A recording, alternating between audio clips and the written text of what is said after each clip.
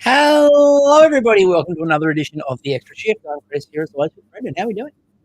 Yeah, pretty good, pretty good. It's been a little bit since we talked, and shockingly, it's been a quiet month in the NHL. Nothing It's been a quiet happened. season, honestly, really so Forget, far. forget the idea of like trying to be really nice about that. Nothing has happened. Well, I mean, Absolutely a couple zero. of trades dropped in like the last few days, and it's like, oh, okay, I guess we should probably have a podcast now that there's kind of something to talk about. But even those are not great, and there's nothing massive. Well, let's not talk down the content too much before we get started. No. I'm happy to talk down that content because I've got an entire podcast ready on Macklin Celebrini being the chosen one. And I am prepared to talk that everything else down so that Macklin Celebrini is the topic of conversation. That man is a hero. Prepare, by the way, everybody, because you're just going to be getting Mac Talk. There's a whole segment on the rundown, which I have literally called Mac Talk. Yeah. So it is episode 216. So welcome everyone. It's been a few weeks since we last talked, and I got a new job, and my time frames got really narrow. Yeah, it's weird because it kind of feels like the NHL season has just started, but we are now past the quarter-way mark. Like I'm kind of shocked. I checked how many games everyone's played, and everyone's played at least 24 games.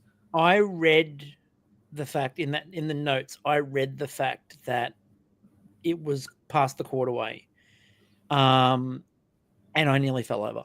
I was staggered. It feels like it's just started, and at the same time, like nothing has happened.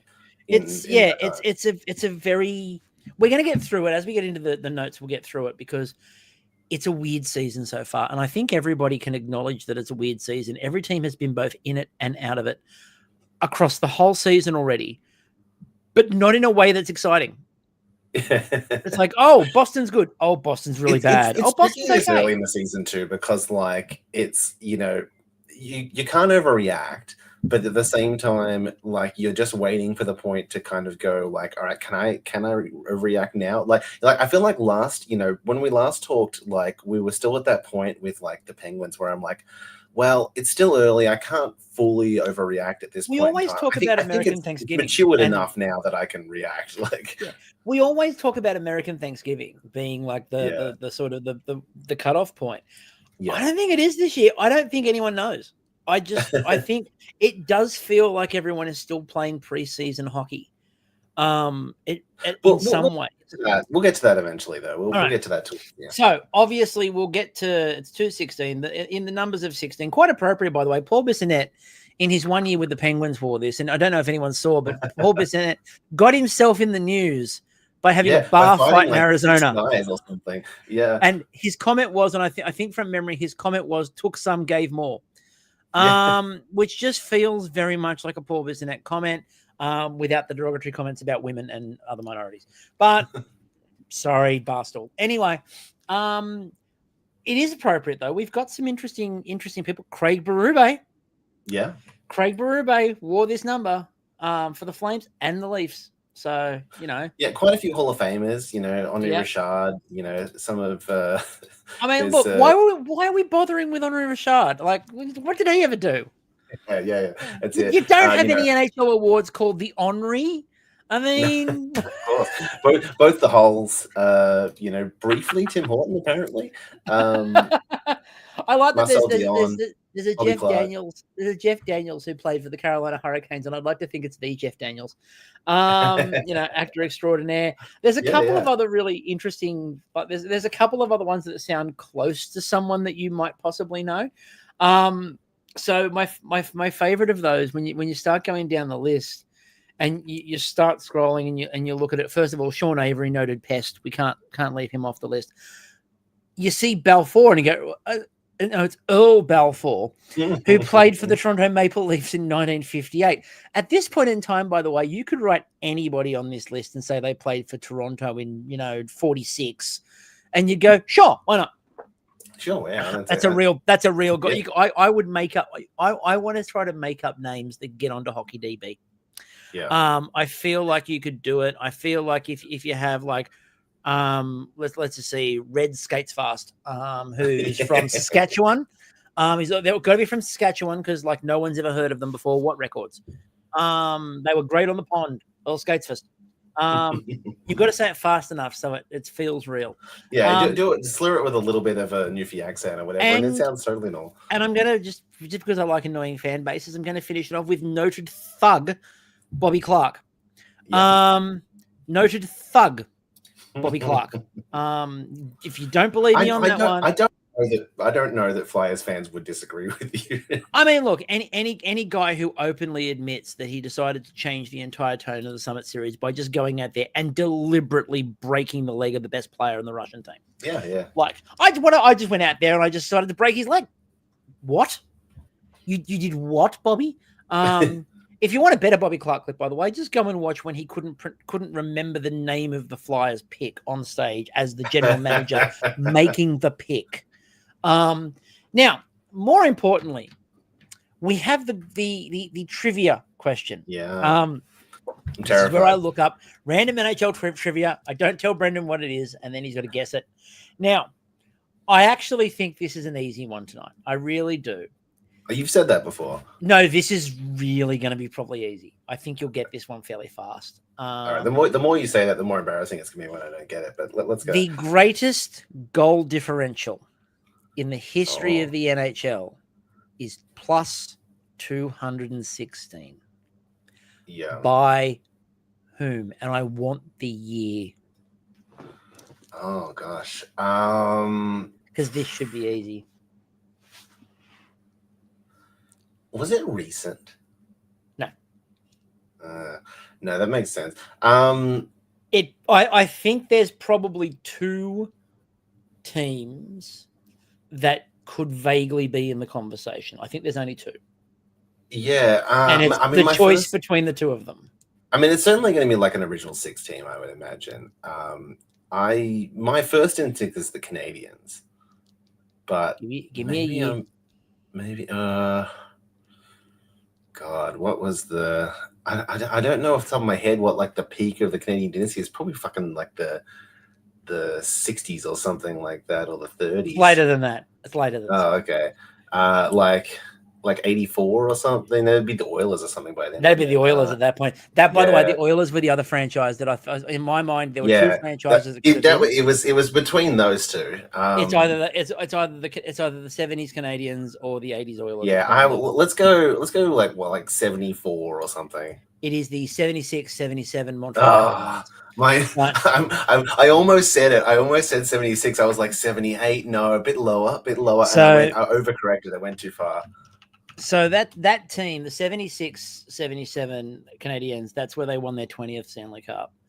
And the roster for that team, it's just some guy called Guy Lafleur, Jacques Lemaire, Peter Mahovlich, you just go down the list. Mario Tremblay, Probably a bunch of guys getting 10 points a game. Yeah, Serge Chavard, Ken Dryden's in net, who barely lets in any. And when I say barely, when I say barely lets in it, like it's almost nothing. Ken Dryden in net that year had he played 3,275 minutes, 56 games. He let in 117 in 56 for a 2.14 goals against average. And his backup played 26. Michel Larocque played 26 games and conceded 53. So between them, they played 80 games. They conceded 170. Do you know the other side of the thing? Like, do you know what the worst goal differential is? I didn't remember it. I looked up, but I didn't remember. This is the one that I do know. I would believe it. I believe it's is it the Washington Capitals? Yeah, it's like I think it's expansion. Year. It's the expansion Washington Capitals. It's I don't remember 265. See, I don't remember what the minus was, but I know the team. The team is the. It's almost the same. Yeah, it's the next year. It's 1974-75. Yeah, and that's the thing. I knew that one. I knew what the team was. The really interesting part, by the way, about that Habs team that has that amazing goals differential is their scorers. Like nobody. Like in terms of points or goals, right? Nobody broke 60. Nobody broke 60. But it's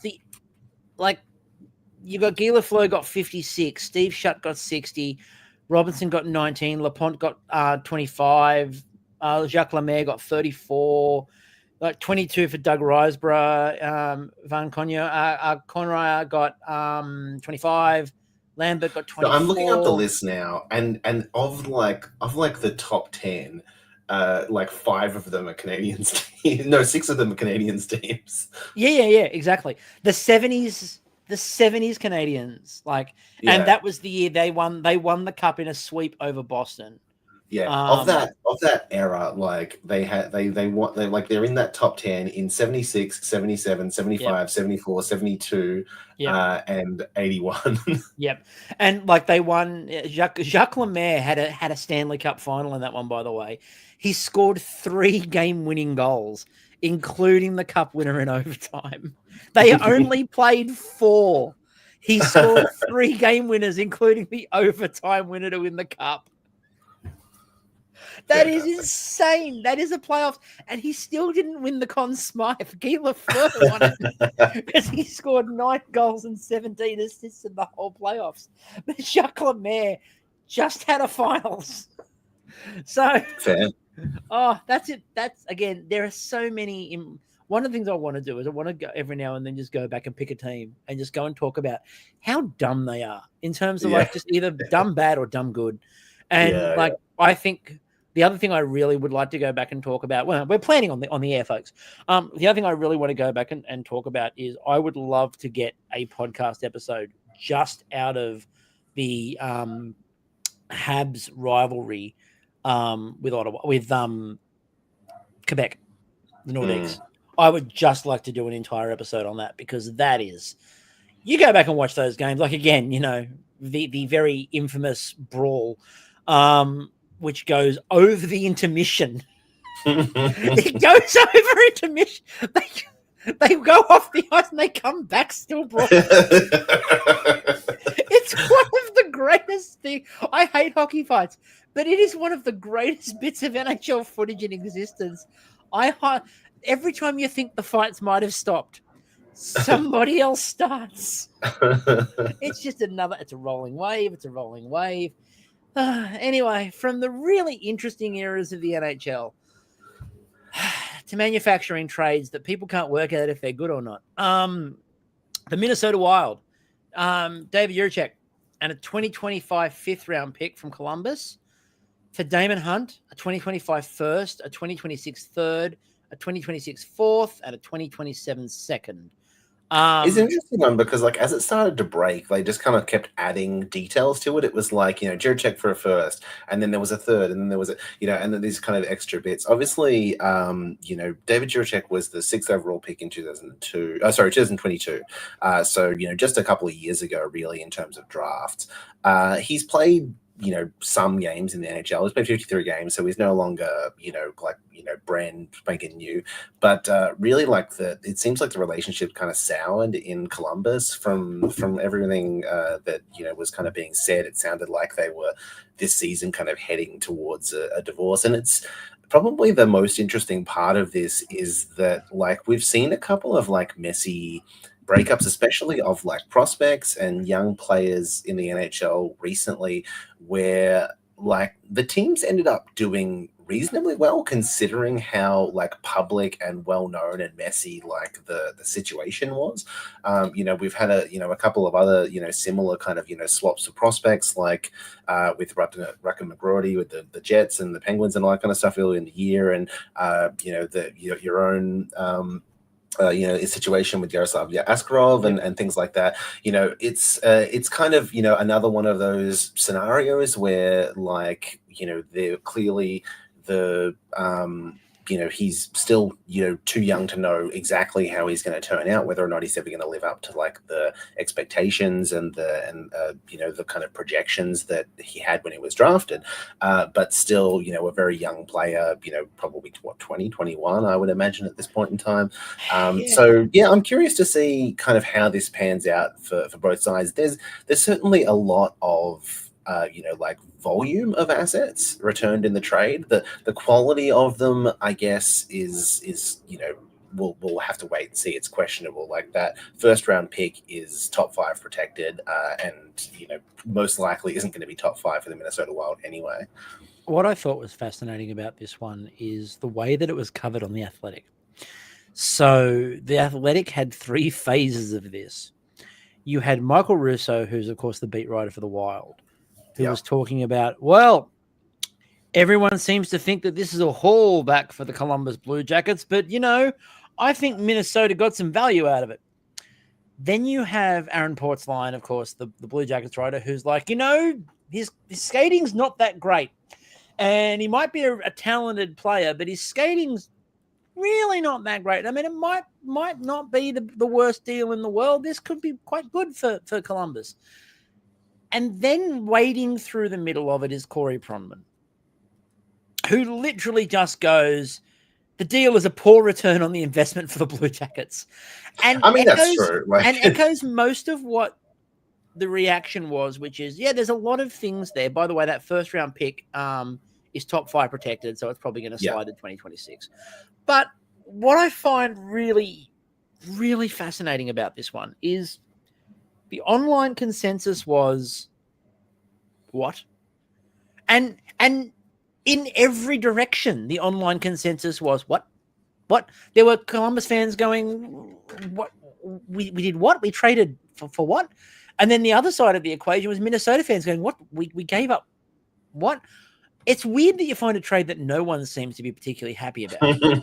and especially for a player this high.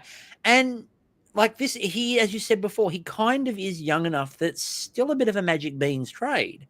Yeah. But I think that what's really interesting is the Blue Jackets seem really upset about the fact, or Blue Jackets people seem upset by the fact that they didn't get a grade A blue chip prospect. The one they got back he is first round, but is sort of seen as a 29th, 30th first rounder. The top 5 protected, protected first rounder, which will either be this year or slide depending on what happens.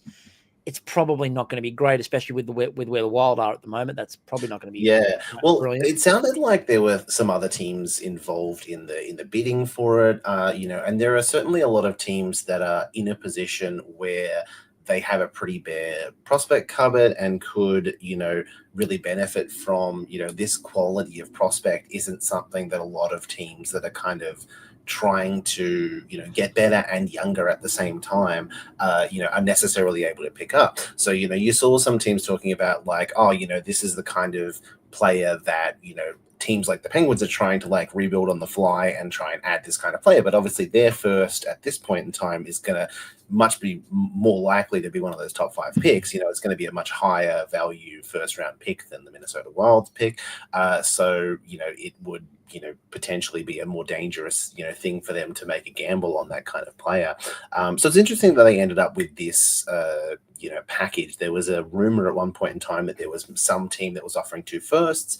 Whether or not that was true, or whether that got to kind of what the actual deal looked like, I don't know. But I'm curious to see how this whole kind of turns out for Columbus. I think it makes sense for Minnesota in regards that they have a bunch of players that they've drafted in the last few years that are potentially kind of going to come through and replace some of the older guys on their roster.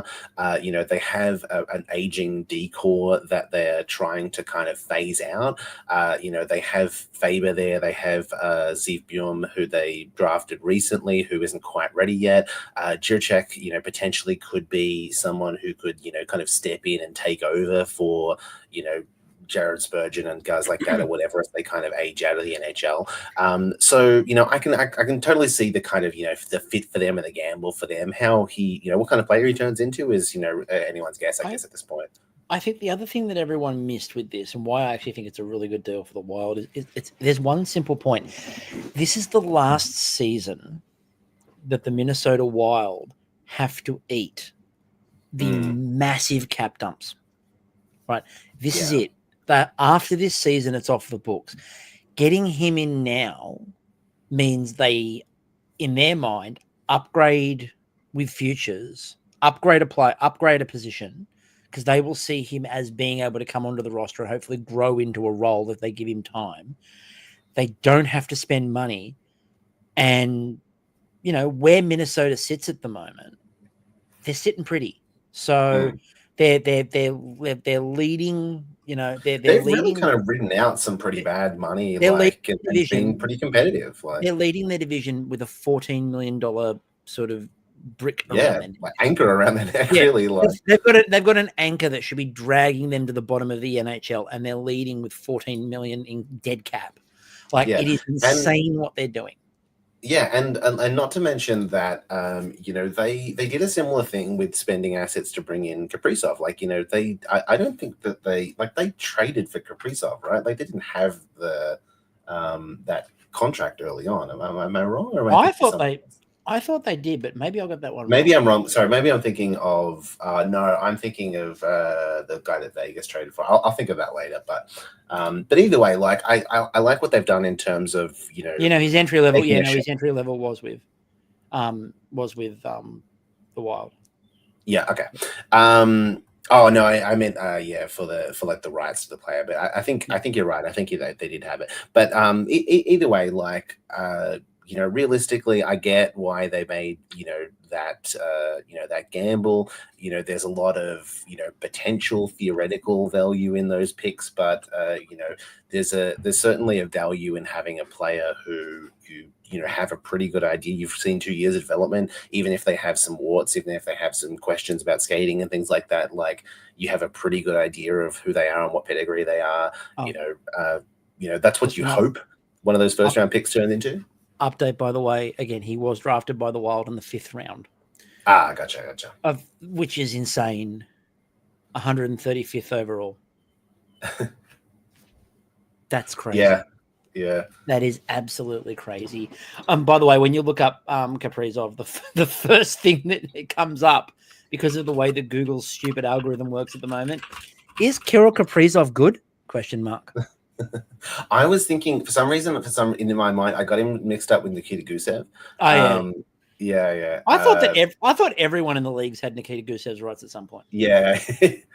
Like, I understand why you would. Everyone's owned Nikita Gusev at some point. Look, yeah. I think that the contract probably has a little bit of a bearing there in terms of they get that extra year before they have to pay him.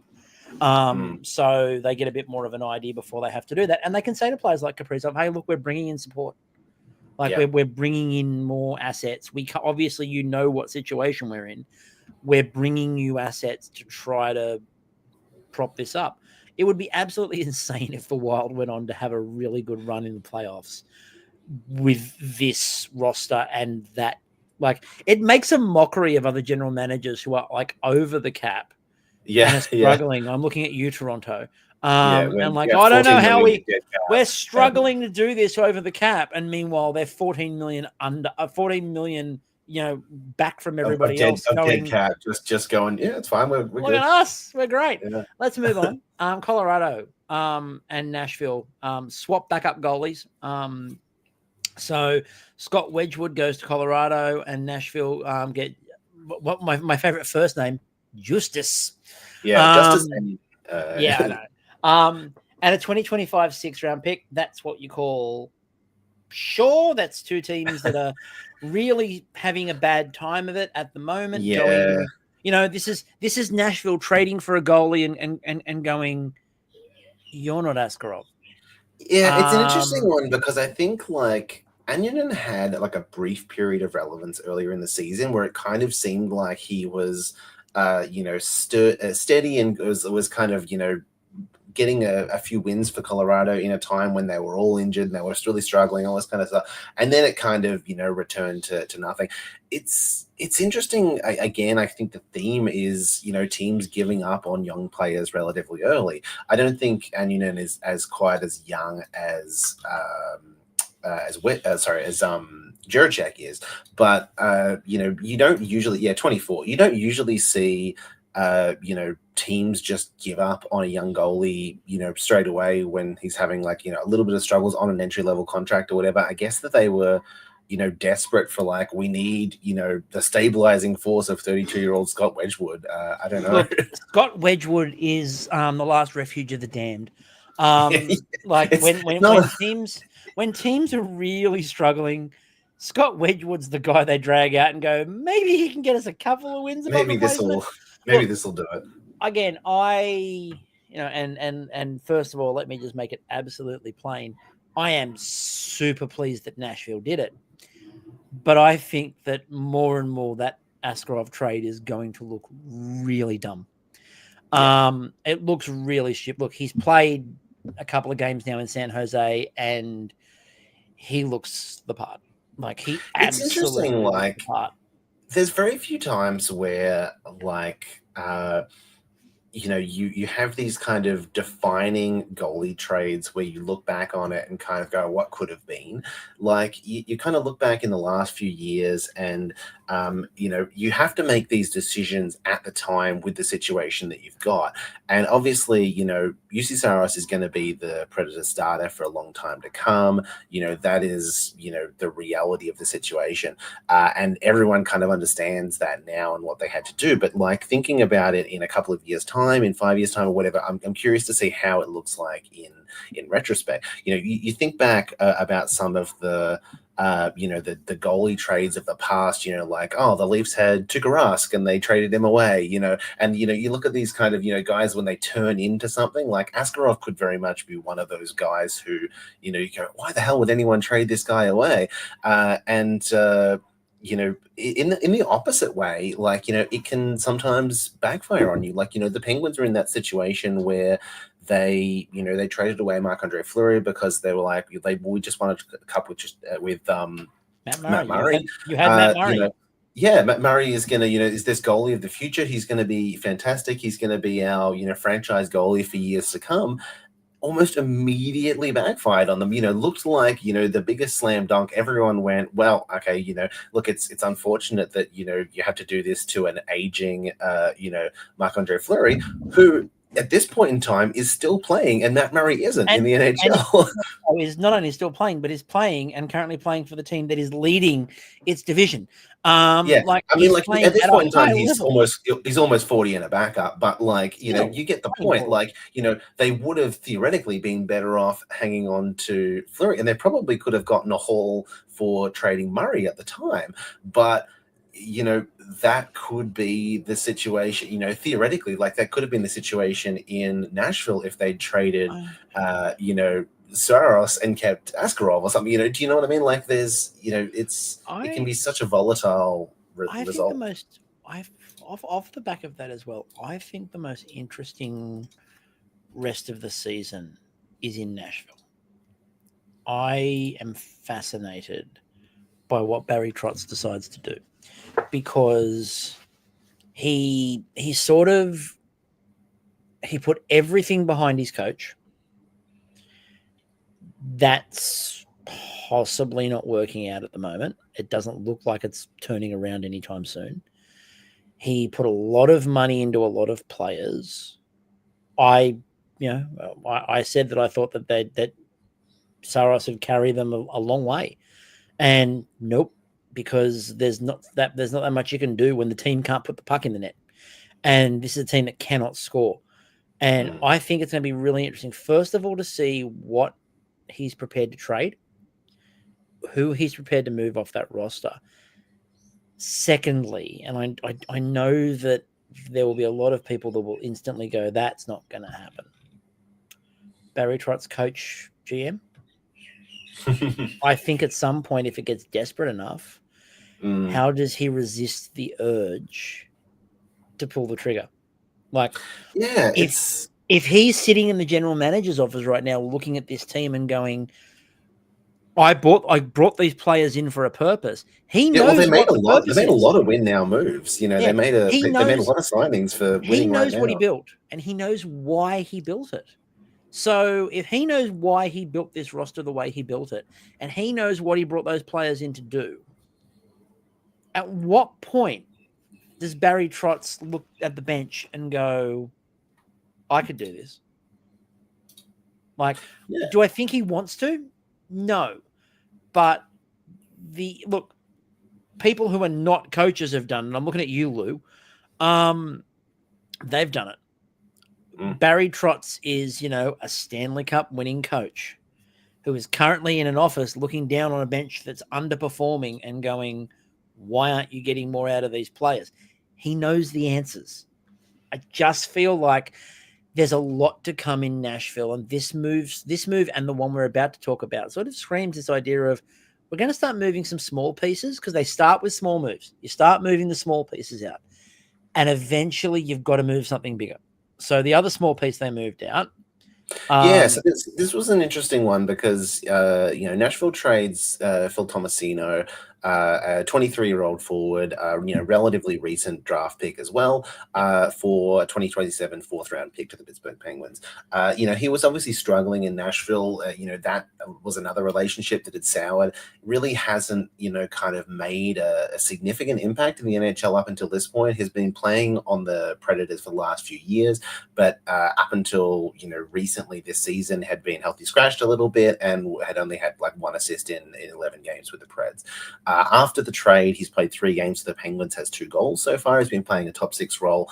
I don't know, how much of this is, just a young player needing a fresh start, how much is just deployment and, a dead cat bounce and so forth. We'll see long term kind of what turns in, what this all turns into for Phil Tomasino. But, this is the kind of, move that, the Penguins are trying to make in terms of like bringing in young players, getting, younger and trying to, spend very small amounts to, acquire, young assets really. So yeah, I'm curious to see. I can't imagine that Tomasino is probably still in the top 6 by the end of the year in Pittsburgh, but, it's a cheap, move for them. And for Nashville, I guess it puts some fire under them and kind of go, well, we've made a move. It screams to me a Kyle Dubas, there's value in this somewhere move. Yeah. It's what he does. He looks around the league and goes, oh, there's value in this. And look, he's usually pretty good at those moves, like not in terms of them breaking massively, but he's usually pretty good at making those moves pay off, at least in terms of assets returned or the status of the player and the role of the player. I think of players like Michael Bunting, for example, and those sorts of moves that he managed to pull off where players who, and also within the Leaf system, for example, like the Connor Browns, like on what he did with Connor Brown and bringing Connor Brown through, and then that asset became worth a lot more. Zach Hyman, same deal.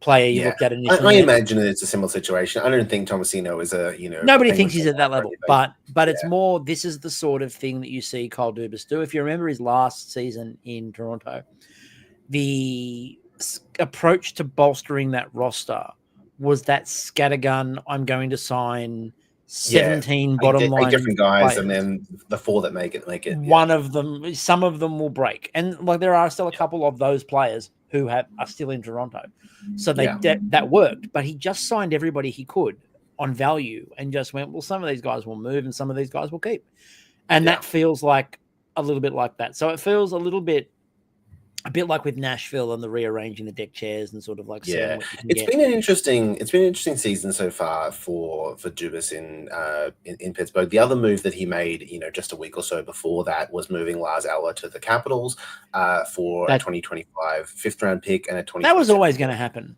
I mean, Eller was always going to be a deadline move at some point, especially given the poor season that the Penguins have had so far. He was also always going to find his way back to Washington. Like, there was always. Yeah. It's interesting. I'm kind of surprised almost that they didn't sign him in the offseason. They traded for Eller last year as well.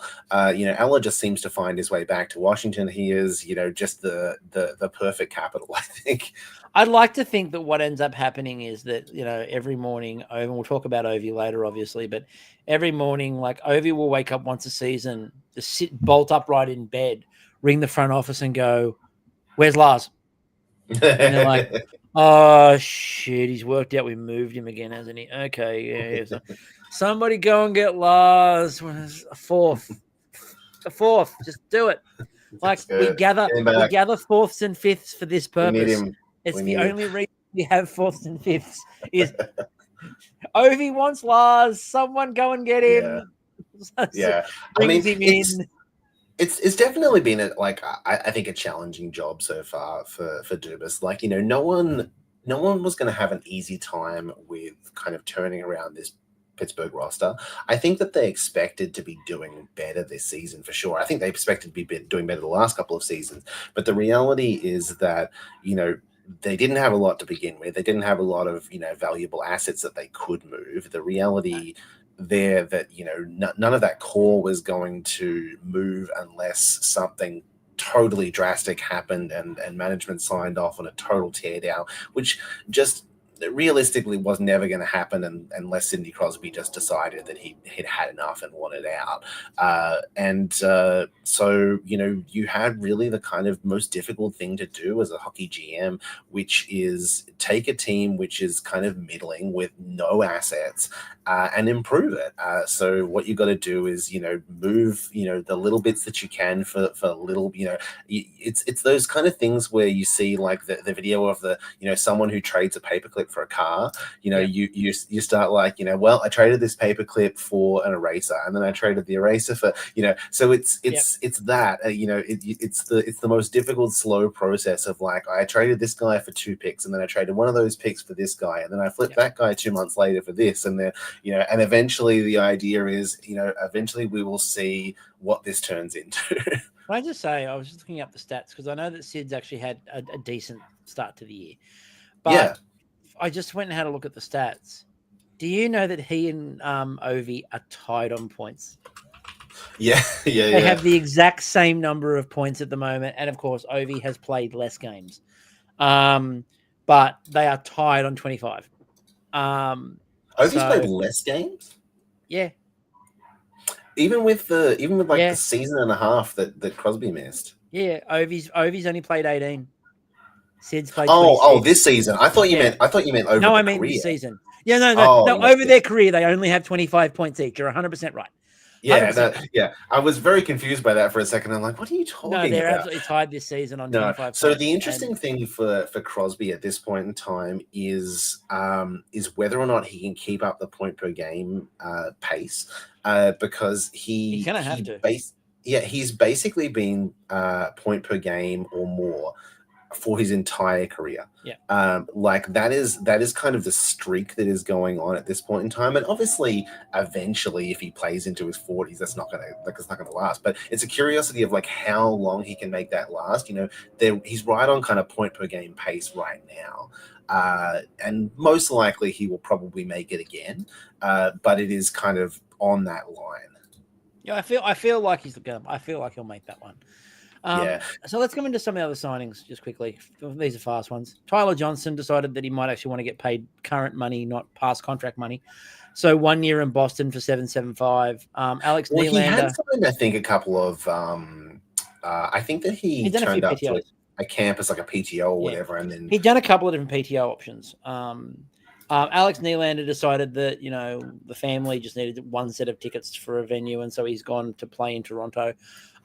There's literally a headline on The Athletic because, you know, Jonas Siegel's got nothing better to write about, where he turned around and said Alex and William Nylander hatched a plan to play together on the Leafs last year, and now it's in fruition. That plan was that Alex would go unsigned and just not be good enough for a roster, and Willie would go back to the Leafs and go, hey, he's on minimum, just sign him. Well, it is a weird one because it did sound like that he could have taken an NHL deal in other cities, and decided to play for the, you know. I'll tell you what happened. Michael Nylander couldn't be bothered going to 2 different rinks, so he just went, it's like, work it out, boys. One of you. I don't care. Look, we all thought that Willie get traded, or we all thought that Willie was getting traded, and that's not happening now. He's kind of vital. So Alex, unfortunately, tanked the career. Tank it now. Braden McNabb extends in Vegas, 3 years at 3.65. Braden McNabb will have that contract until the day he retires. Like he'll have another 3 years, 2 years, at 3 years. It'll be at 3.65 the whole way through. And Brett Howden extends in Vegas 5 years at 2.5 million. That's Vegas going, we'd like some cheap players. Now, the coaching carousel, and forget the carousel because this worked in hyperdrive. So there's 2 parts to this. The first part of this is that the Boston Bruins relieved Jim Montgomery of his head coaching duties, and much like the Islanders a few years ago, decided to appoint somebody in a temporary position who does sound like they're out of Goodfellas. So Joe Sacco is the new interim head coach in Boston. Now, St. Louis heard about this, and I can only assume sent the fastest car, jet, whatever. I think that like the door had barely hit him. I don't think Joe Sacco had sat in the chair. And they had fired Drew Bannister in St. Louis, and Jim Montgomery was the 28th head coach in St. Louis Blues franchise history. They said afterwards, a top potential coach was available, and we had to invest. You did no investigation. There was no investigation. You basically hired and fired at the same time. We went, who? What? He's a vet? What? Get me out of here! I like the idea that they called Drew Bannister in, and they went, "I'm sorry, Jim." And they said, "What? Oh, no, too soon. Sorry." Yeah. That's the other guy. I got another guy in the break. No, we don't have any other guy. No, there's no one else, Jim. I mean, Drew. Yeah. So I mean, look, an interesting one. Obviously, Jim Montgomery with a very good record in Boston over the last couple of seasons. The success that they've had there has been pretty incredible. But the wheels were going to come off at some point. I don't know how much of that was Jim Montgomery's fault. He was a victim of the fact that car has been driving on like three wheels. And like someone's got like someone's got like a pizza tray as the fourth wheel. Yeah. And while that was happening, they were also trying to like blow up balloons and strap them around another wheel to make it like a tire. And like Jim Montgomery is there going, I can move the car. And finally the wheels fell off the thing. And he's just sitting there, and they walked over and went, "This is your fault." He's like, "What? I was moving this car the whole time." Yeah, pretty much. Move. Yeah, you look at the Boston roster and kind of go, how the fuck were they this competitive the last couple of seasons? And the answer was a large part Jim Montgomery. He had his job. His job was largely saved by the softest thing that you can do in the NHL, which is beating Toronto in the first round of playoffs.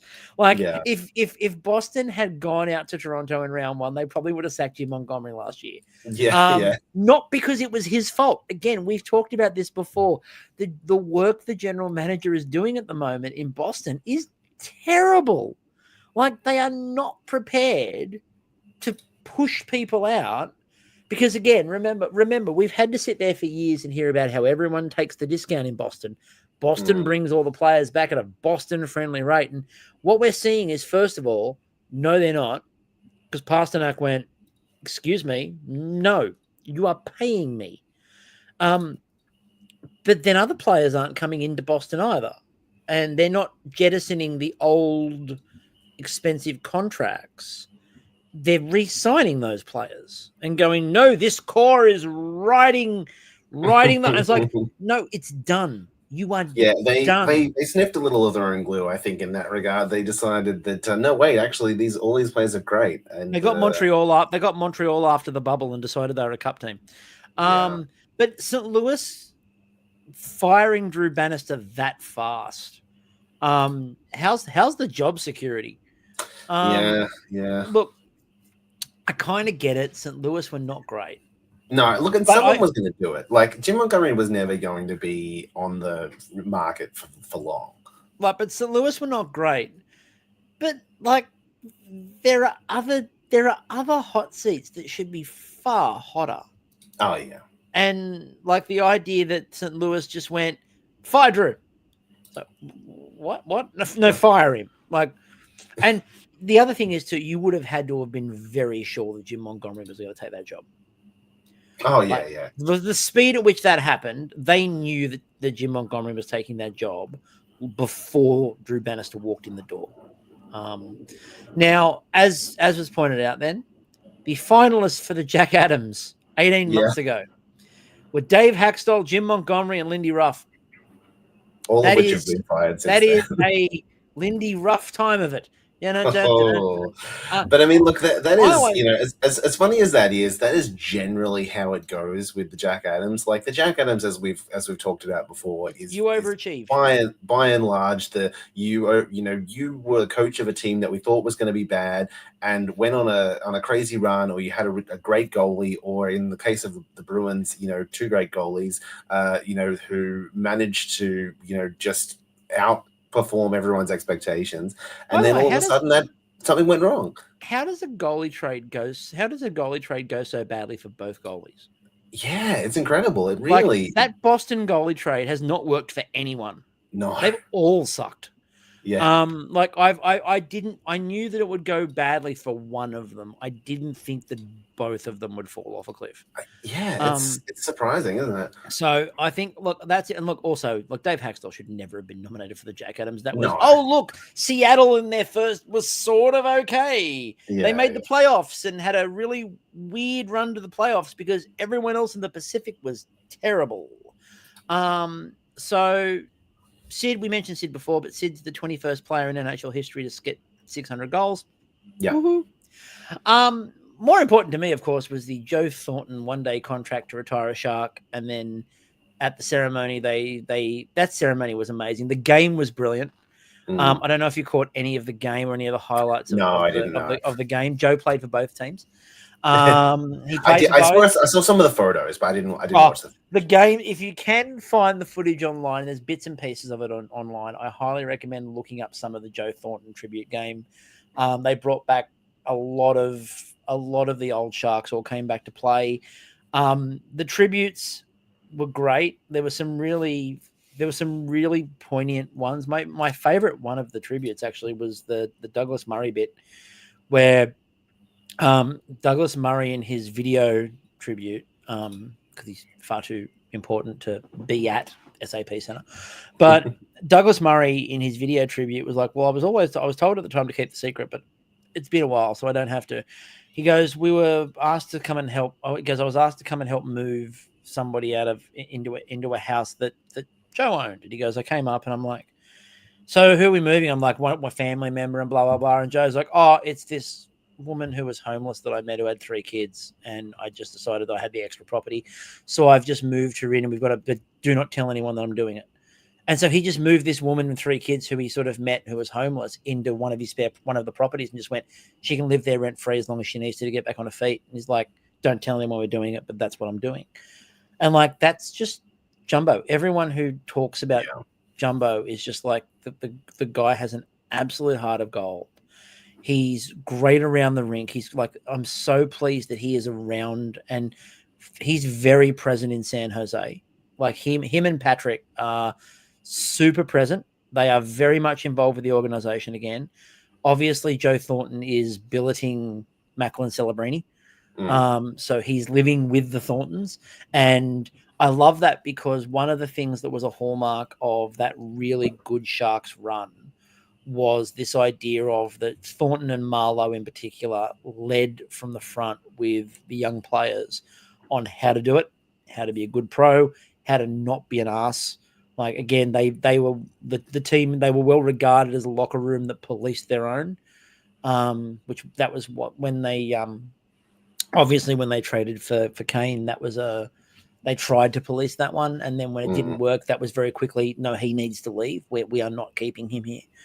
But like Jumbo was the tone setter, and having him back around the organization and happy. And he just, every time you see that man, he is just happy. Yeah. Like he is the happiest dude.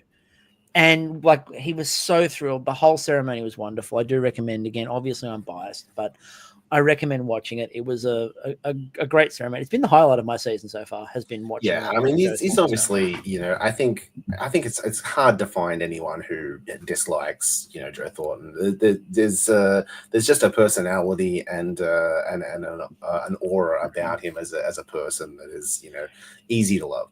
He's just a really good dude. And before we get into the sort of last bit where we just sort of talk about how the league looks, Mac Watch. Coming off the back of that, it's time for Mac Watch, where Sports Logic in the last couple of weeks has been having a time of it and pointing out that Macklin Celebrini, among all players, is amazing.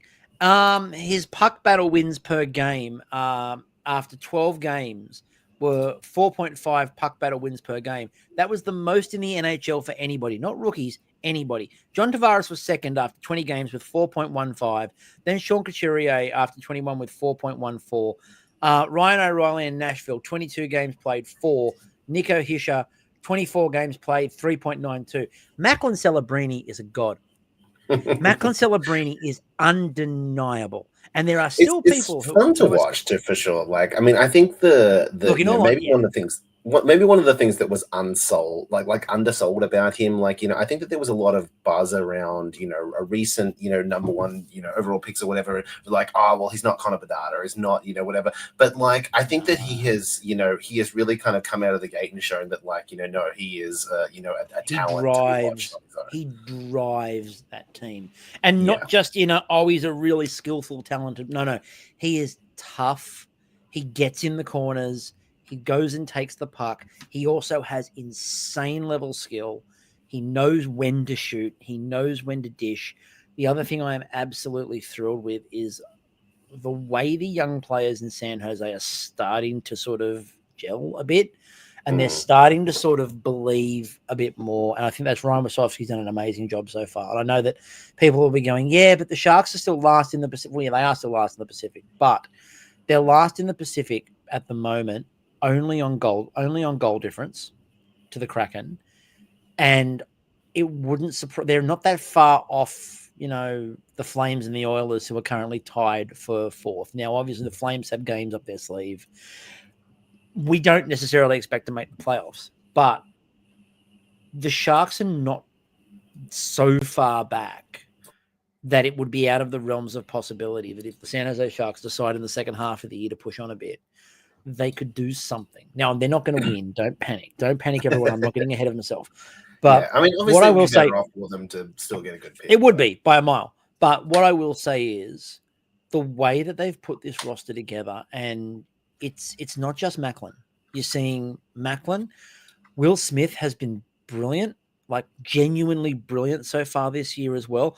Wallman is sneaky pushing Celebrini for Player of the Year so far. Jack Wallman, he's been great. Defensively, they've made Cody Ceci not look like a pylon. Yeah. It's like that's an achievement in itself. Askarov has come in and starting to play games as well. You can see the vision with San Jose. You can see what the plan is. And I mean, I think the thing that's impressive for me about like San Jose's build at this point in time is like, I think that they've really in the last like 12 months really taken like a huge step forward in terms of like the, turning that corner. You think about like, after Chicago, drafted Connor Bedard, and you kind of think, okay, well, here's the start of their, their rebuild or whatever. This is the cornerstone or whatever. But if you look at those teams side by side, San Jose is in a significantly better position than Chicago at this point in time in terms of like the young like core that they have around, because it's not just Celebrini, it's also Willie Macklin, it's also Will Smith, it's they have a franchise goalie prospect in the Prince, probably the the big kind of question mark at this point in time is the future of their decor. But Chicago, by comparison, like they kind of it's largely kind of Bedard and like a bunch of like veteranish kind of guys that they brought in to kind of try to support him. They don't necessarily have that surefire kind of Askarov level goalie prospect. They don't, they have some defensive prospects, but we'll see what Frank Nazar kind of turns into in terms of when he comes into the NHL, whether he's a 1-2 punch with Celebrini, but obviously San Jose is kind of already kind of doing that with Celebrini and with Will Smith and so forth. Like they've kind of got some of that chemistry already there. They've got like Mukmadulin still down in the A playing minutes, but what they've done really well, and for anyone going, oh, get off San Jose and talk about real teams, I don't really care. But if you look at the most recent lineups that San Jose have run, for example, they're playing like the top line was Eklund, Celebrini, and Zetterlund. Like Zetterlund is the highest earner on that line at 1.4 mil. Luke Kunin, Wenberg, and Toffoli then is that experienced second line. And Toffoli's been great in San Jose. Like, I don't think a player could fit a situation better than Tyler Toffoli going to San Jose. It's perfect for him. Klim Kostin, Granlund, and Smith. Like, so Smith playing on that third line at the moment. Then Cardwell, Sturm, and Ty Dellandro. I forgot that we're still playing Ty Dellandro. But what they've done really well defensively is they've sort of staggered the experience and the veterans. So Wallman is playing with Ceci. Then you've got Ferraro and Liljegren, because remember, we got Timothy Liljegren. Then Henry Thrun, who's come in and been really good, is playing with Jan Ruda. So you've got one experienced, one rookie, one experienced, one lesser experienced, one rookie, one experienced. Like, it's just sort of staggering it down the lineup. And we've still got, like, in the press box, we've like Grunstrom's still in the press box. Obviously, Couture's on IR. I'm getting more and more doubtful about that. Barclay Goodrow is currently in injured reserve as well. Right, so Goodrow's still to come back, and Goodrow went very quickly from his "I don't want to play in San Jose, this is an insult," to he turned up and then he was like, "Actually, this is fun." And it's I think that's the number one. Before we'll move on to other teams now, but the last thing I'll say about San Jose is it feels like they think it's fun. Yeah, and I think that vibe can go a long way with the team. You know, there's a big difference when you're in your early phase. Yeah, but there's a big difference between like having fun, having a vibe of like, we're just going to turn up and have fun and play games or whatever, versus like, oh, this sucks, we're losing. I'll tell you right now, Toronto is obviously winning a hell of a lot more than San Jose. I would bet any money that the San Jose players are having a hell of a lot more fun than Toronto players are playing for Berube. I will put money on that. Yeah. Winning helps a lot, but I just think they're having more fun. Anyway, that was Mac Watch. Let's move. So, is there anything that we're surprised about so far? I'm going to start this off because I made a couple of predictions at the start of this year. Some of them have not been great. Let's face it. Nashville is shit. But I said that I thought that Dallas would not be a runaway dominant success and they'd be a bit bumpy and a bit and that's kind of what we've seen from Dallas. I also said that I thought the Oilers would probably do a bit of the same thing. That's also been a thing. I'm cashing all my wins in early because there's going to be losses later on. The other one was I said that I thought the Rangers might struggle a little bit. Ta-da! Yeah, that's been an interesting one. Like they've definitely had a pretty bad stretch lately. For anyone who thinks that Chris Kreider is not important to the New York Rangers, yeah, he is. Yeah. I mean, and we've started to hear that Kreider's available, Drew is available. Not that they probably weren't already, but they've certainly had a kind of rocky last 10 games, especially. They had I think like 5 losses in a row. Yep. A bit of a certainly it helps that the Metropolitan in general has been kind of shit.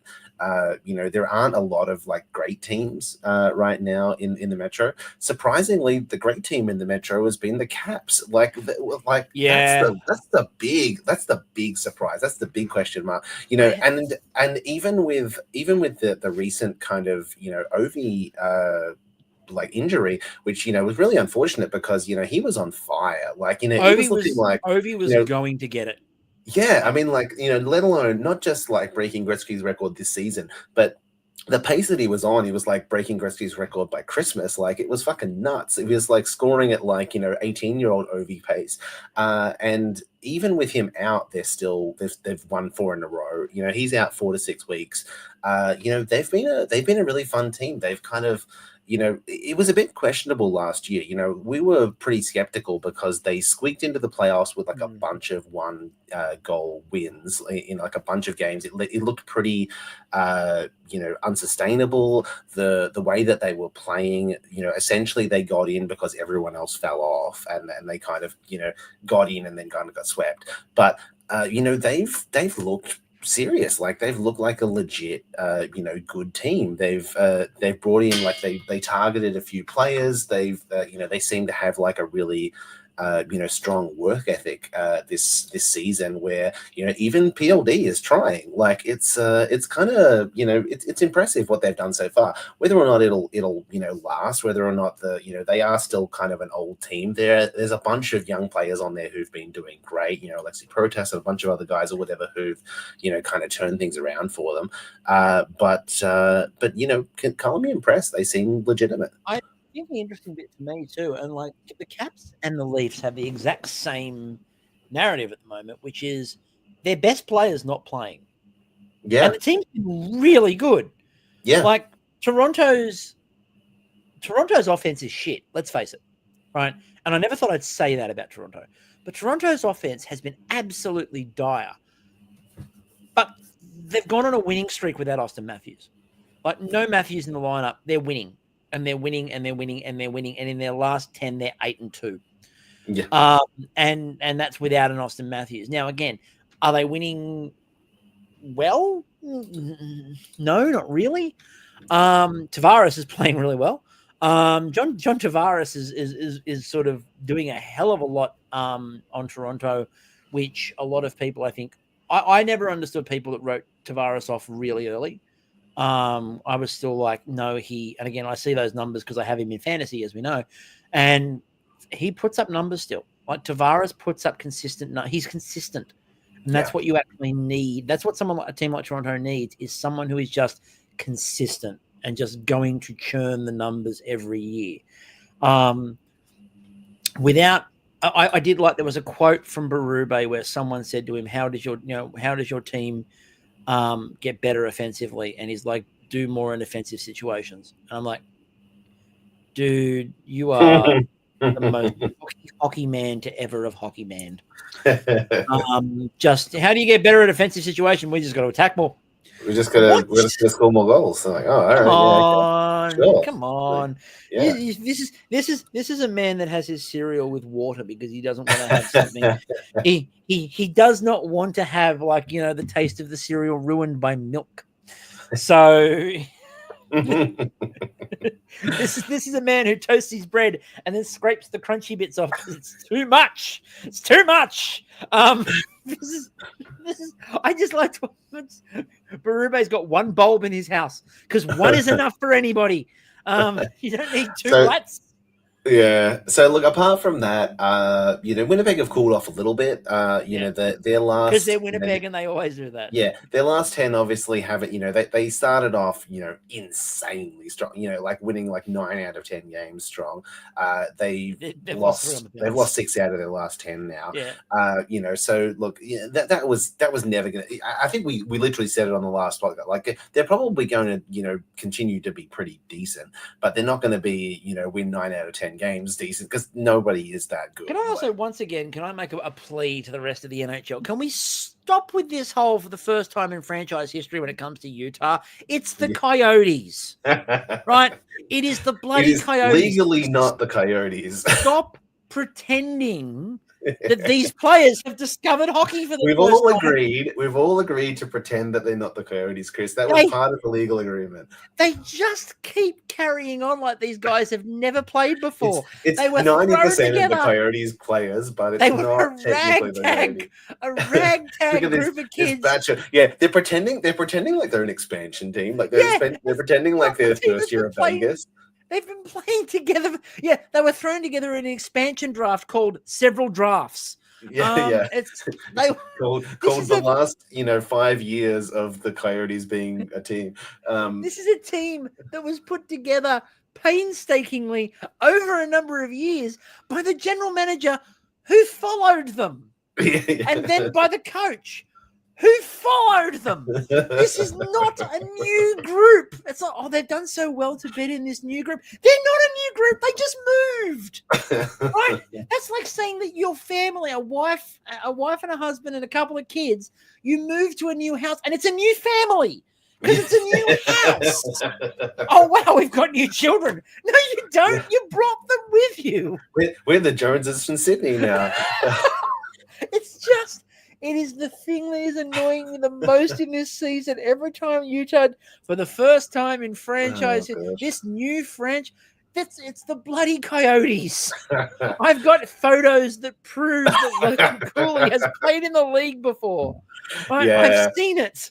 Yeah. Look, I think apart from those few things, like, things have kind of largely settled into kind of where we expected them. The teams that are, in the kind of top three of their division are the kind of, for the most part, apart from those outliers, the kind of teams that we expected to see, we're starting to kind of, it's starting to, and this is kind of part of why we're talking about, like, that it hasn't been the most exciting season, because it's already starting to look like, well, yeah, we can start to see the playoff picture, and there's still 60 games to play. Except I really have to, because I haven't got to do it yet, and it's one of my favorite things to do. And first of all, Oilers fans, you're okay, because you're sort of in the middle right now. And there was an article up today saying that Stuart Skinner's most recent game is why he should be the goalie for Team Canada, because of course we're not prone to overreacting in any way, shape, or form. And he's been absolute dog crap for most of the season. He's played one good game, and they're like, "Oh my God, Stuart Skinner is back."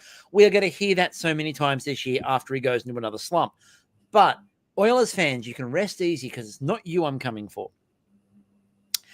Hey, Habs fans, how are we doing?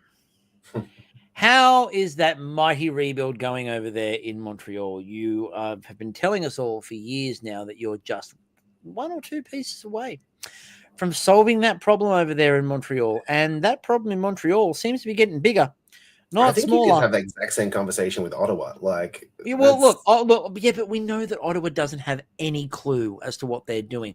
The Habs should know that. They're doing the same thing out of both those teams for the last 3 years. Like, this is it. This team's ready to. Ottawa, look, not to put too fine a point, Ottawa has zero history.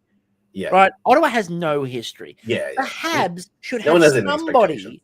The Habs should have somebody who has vaguely seen hockey before, who can talk to them about what should be happening in their organization.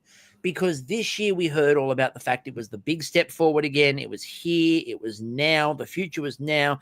They've got the right man behind the bench. They've got an organization that's full of young, hotshot players, and they're going to come, and they've got the greatest. And look, they've had some really good performances this year, obviously.